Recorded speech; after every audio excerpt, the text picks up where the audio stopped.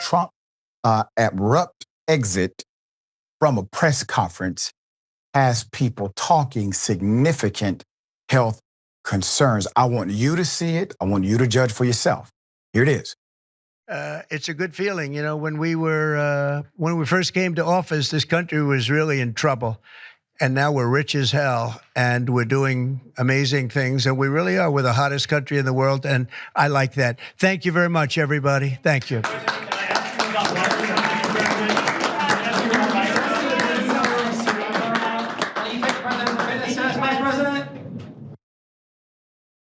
Put it up for a mass. We're going to bring your attention to this recent matter. Trump awkwardly walks away from the press conference. According to Atlanta Black Star, Trump's departure from a recent press conference has ignited a firestorm of speculation about his health, with recent media users dissecting every frame of the video, showing what appeared to be an unsteady exit. The incident occurred July 31st, just moments after Trump announced major White House renovations and fitness initiatives, creating an unsettling, juxtaposition between his administration's public message and the healthy living message that he continues to exude. Joined by JD, Vice President and Health Secretary Robert F. Kennedy Jr., along with sports legends and Lawrence Taylor, Triple H.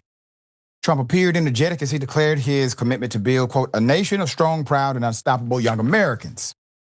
However, the optimistic atmosphere quickly shifted when Instagram influencers posted video footage of Trump's departure, asking their followers, quote, can anybody tell me what's happening to Trump right here at today's press conference? The brief clip, played over and over with emphasis, showed Trump appearing to struggle as he walked away from the podium. Their followers weighed in, believing the worst about the former reality star's health, now current president of the United States. The latest scare adds to a growing timeline of concerns about Trump's physical condition, most notably his mysterious 2019 visit to Walter Reed National Military Medical Center raised eyebrows when reports emerged that Vice President Mike Pence had been placed on standby to potentially assume presidential powers. The unscheduled visit remained shrouded in secrecy, with Trump requiring the hospital's medical personnel to sign NDAs, according to NBC News. His physician, Sean Conley, vigorously denied speculation about strokes and also any cardiovascular emergency. The health question resurfaced again in 2020, COVID-19 diagnosis and hospitalization, where Walter Reed, where he received aggressive treatment, including experimental Regeneron antibodies and others. While the administration projected optimism, the chief of staff, who was Mark Meadows at the time, revealed that Trump's condition had been more serious than they publicly acknowledged, with alarming drops in blood oxygen levels. Then there was this. Get more aggressive. Yeah, the tariffs are going to go on, and other sanctions go on. Should Zelensky target Moscow? Should Zelensky target Moscow? No, he shouldn't target Moscow.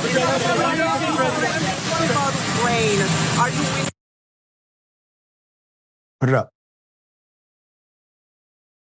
More recently, Trump was diagnosed July 2025, according to them, with chronic venous insufficiency, a condition that impacts blood circulation in his legs that can cause swelling and discomfort.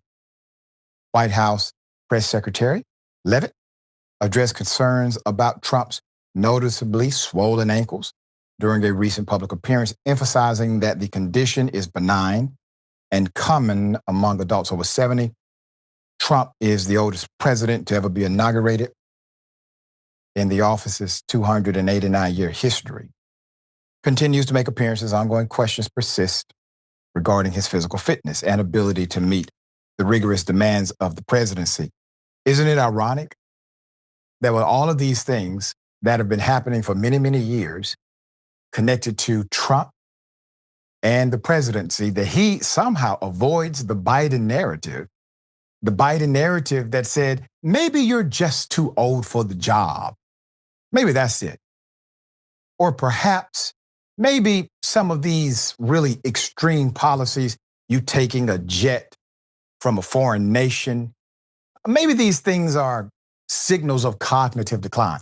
I guarantee you, if Biden would have accepted that plane, either A, cognitive decline would be the narrative, or B, simple corruption, one or the other.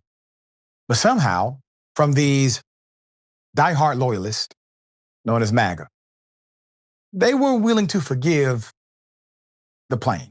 They were willing to forgive some of the other policies dealing with economy, dealing with ultra rich. They don't seem as forgiving with Epstein, but there's something coming for you. There's a flip of the narrative that's underway. Why would you ever believe that Trump somehow is, I don't know, Superman, like he pretends to be on his social media? This is his diet. Donald Trump's campaign diet in 2016 was anything but balanced. The former campaign manager detailed in his book, Let Trump Be Trump, the businessman turned politician routinely ordered, now you got to hear this, a staggering meal from McDonald's, 2 Big Macs, 2 filet of fish sandwiches, and I'm using the word fish loosely here, and a chocolate milkshake. Even though he skipped the bread and fries, the meal still packed at least 1,880 calories, far more than the average adult should consume in a single meal. Now, here's my question. What multi-billionaire do you know who eats a damn filet of fish sandwich from McDonald's because they want to? A Big Mac? Come on. There's more. So a nutritionist have criticized this combination, noting its alarmingly high saturated fat and sodium and cholesterol.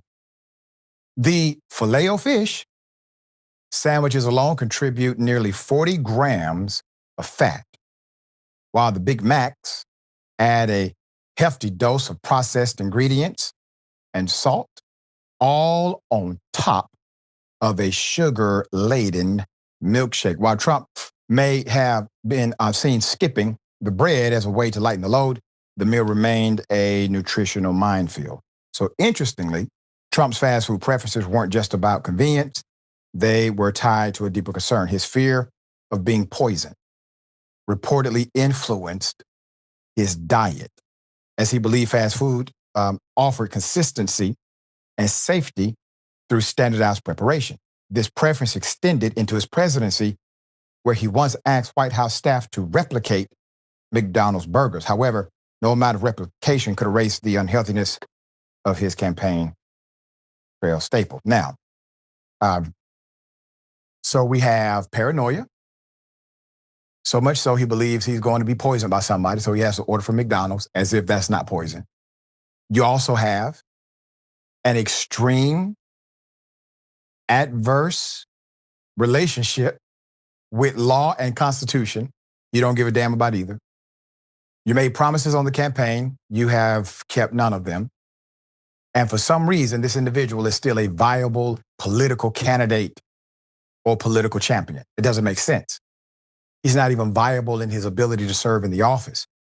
So to MAGA, I appeal to you because while Trump may be in office due to you, you have the opportunity to do something we cherish in this democracy, and that's change your damn mind. That is what a democracy is about. In democracy, you have no finality. Meaning if your person did not win, if your policy did not win, that's fine. You have another opportunity as long as you have a democracy. But as soon as you do not have a democracy, your opportunity vanishes. So right now, MAGA, we still have a democracy. Right now, we still have the opportunity to transform the narrative from the wannabe dictator. All right, Ripping Updates has to come.